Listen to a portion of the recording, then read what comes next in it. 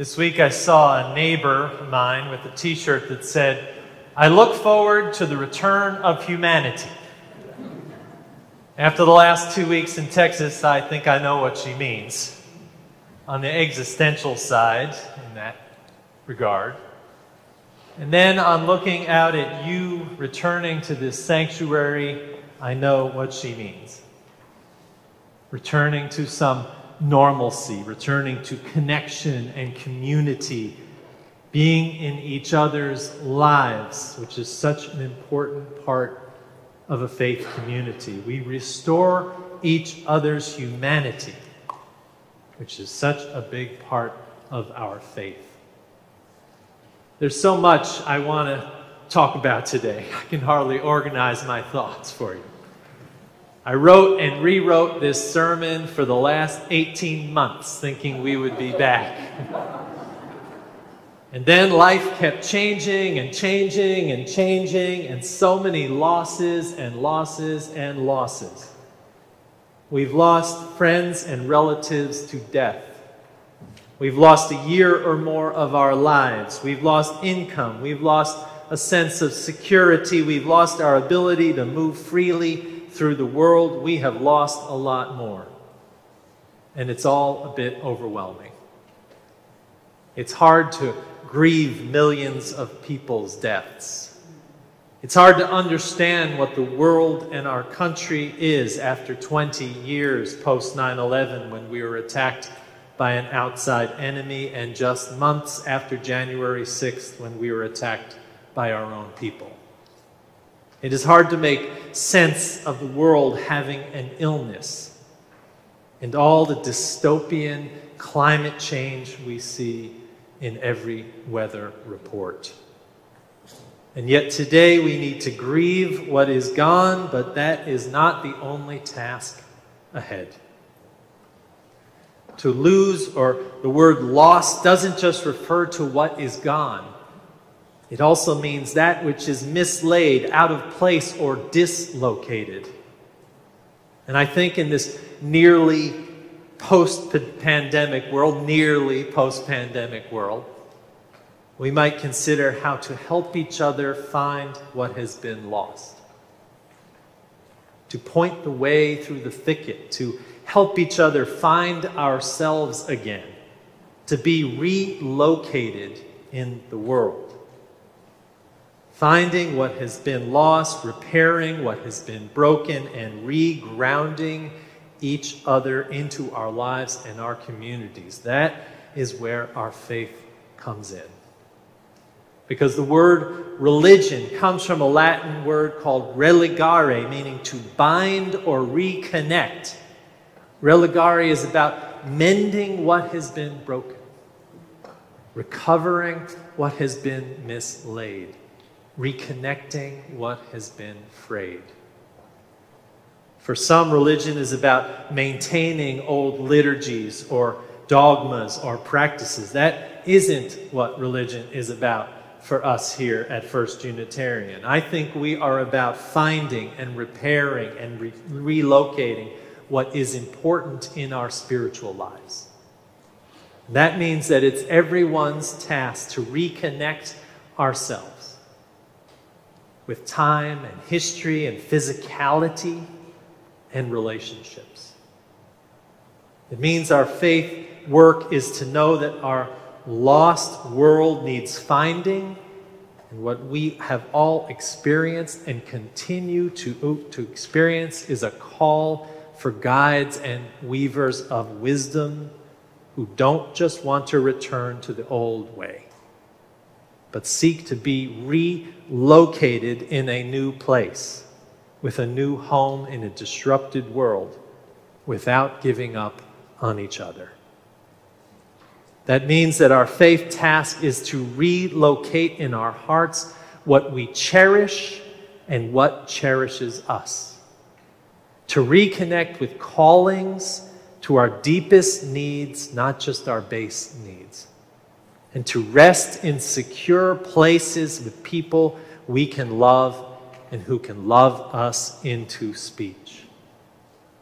That means we will all have to be called to important things in our lives as we shed the superficial and rest on the deep resources of our spirit and the spirit of our community. It means we have to take leaps that we did not expect to take. A story. It's about a slave in 1830s. He was a skilled worker in a local shipyard in Maryland, earning good money for his master, enjoying a measure of freedom, but was a slave all the same. He had it pretty good for slavery. He had fallen in love with a woman who would become his wife, but within that existence, he was always on the edge of safety and dislocation, violence, and disruption.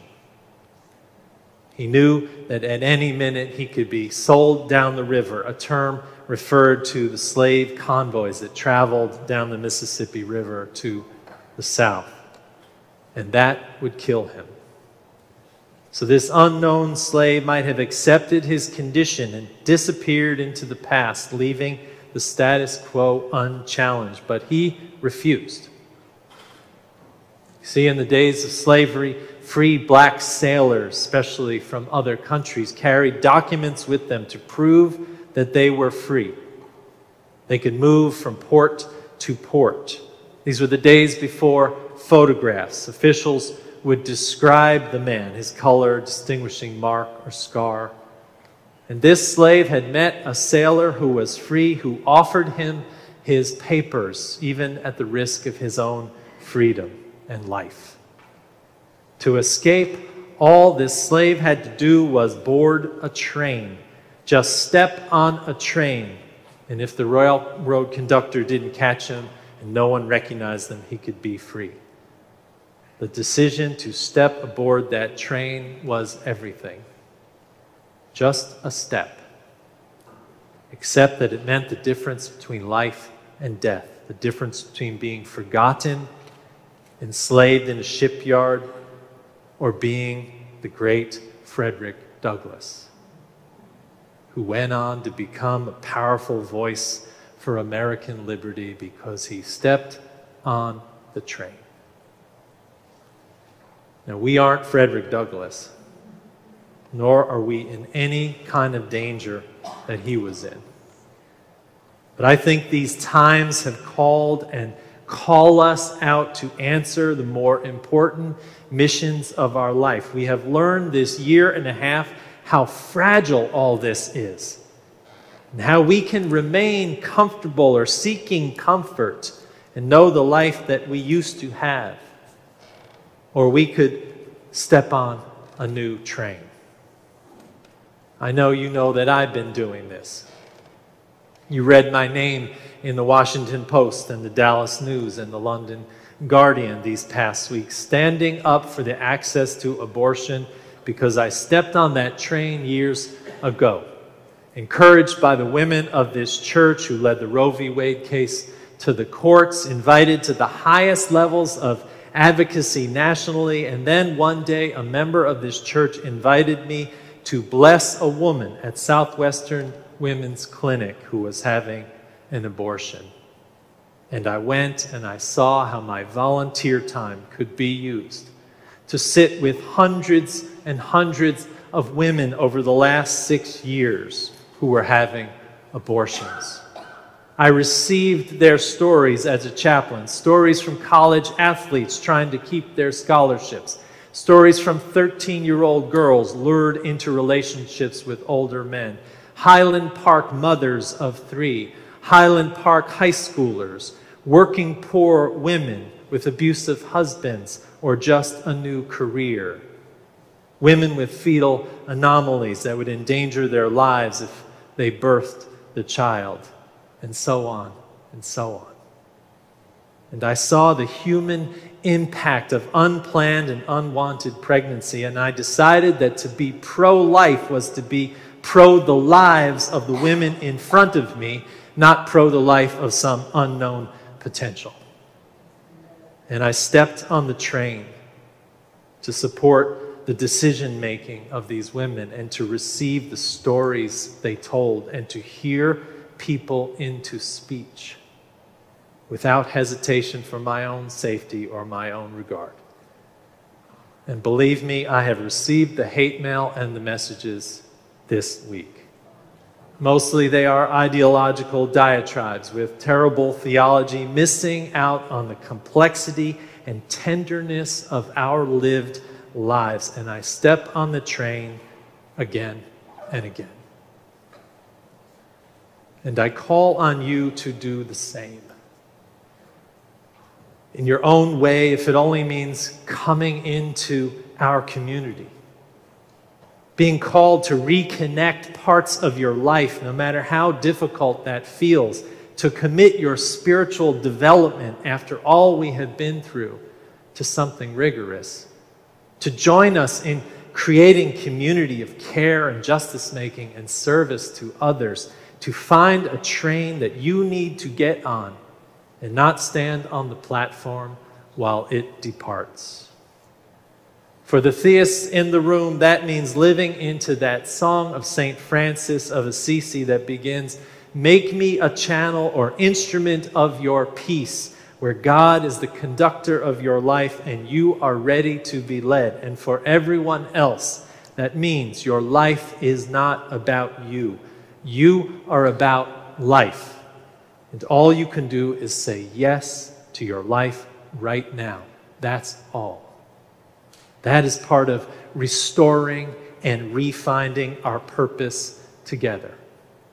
It starts with saying yes to life and to trains that are departing toward healthy and holy endeavors that call us. It starts here in our gathering.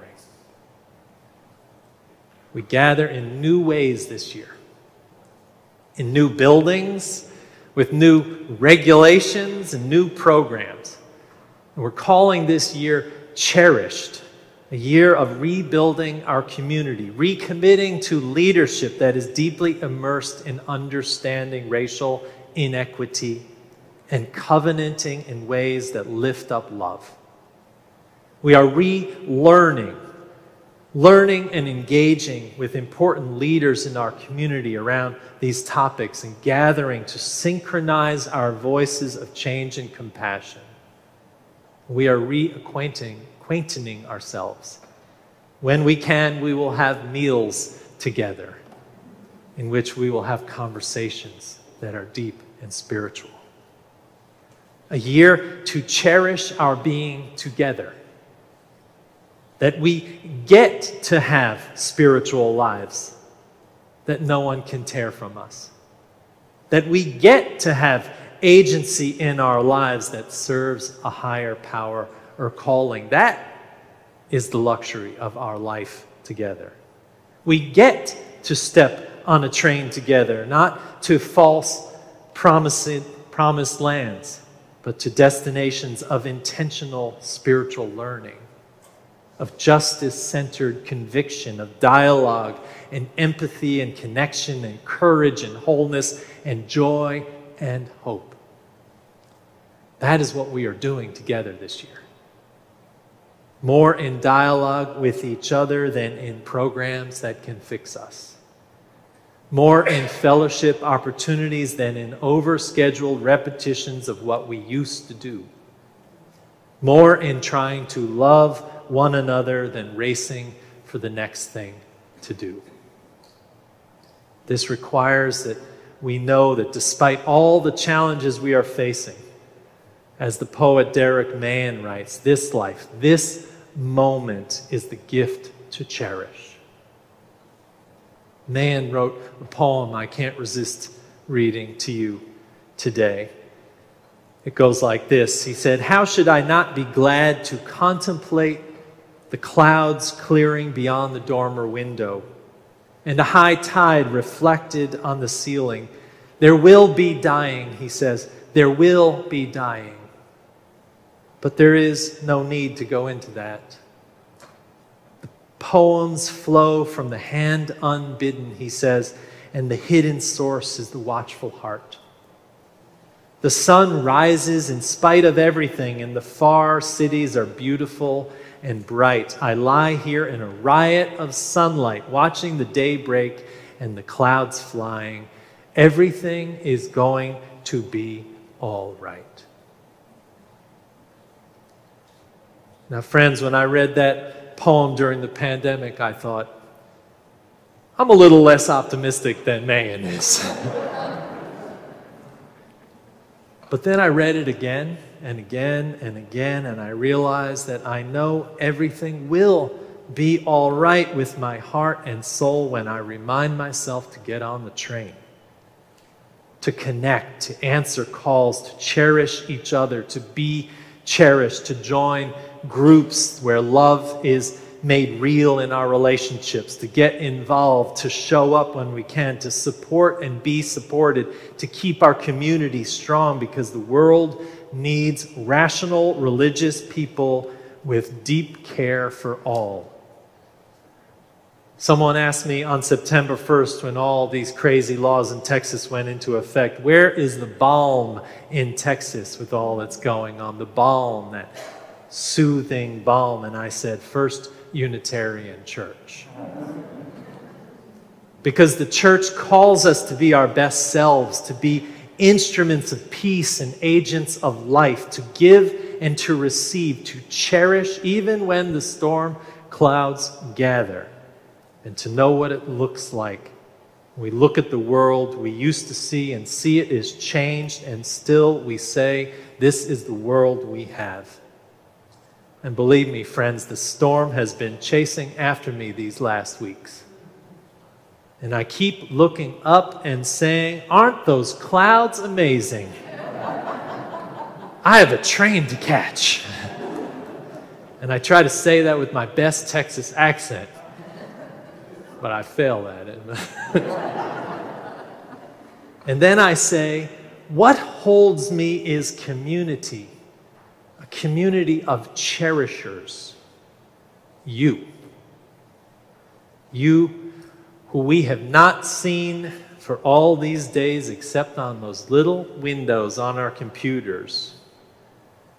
You who are the church and are part of the blessing of this whole endeavor. So we think the best way to end today in worship is to bless one another. To embody how we cherish today, this place, this time, our lives, our loves, our prayers, our hopes, and this moment. To embody that, we invite you in to a special blessing that we have designed for you now. I invite my colleagues forward.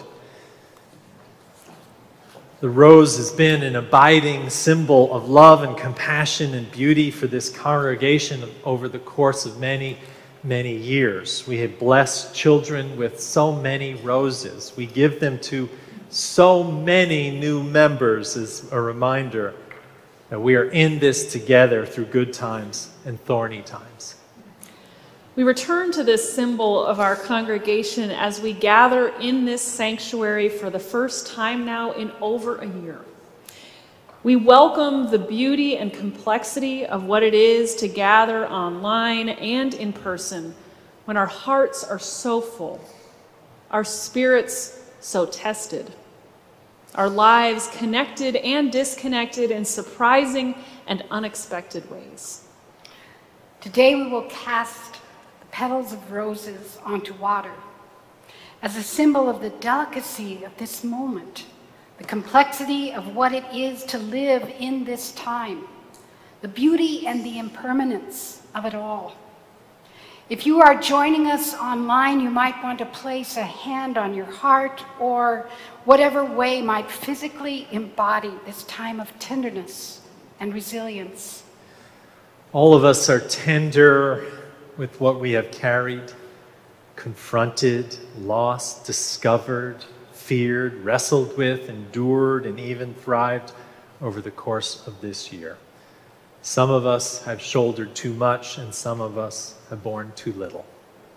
All of us are heartbroken with the fires, the floods, the troubling anniversaries we mark, and the troubling precedents being set.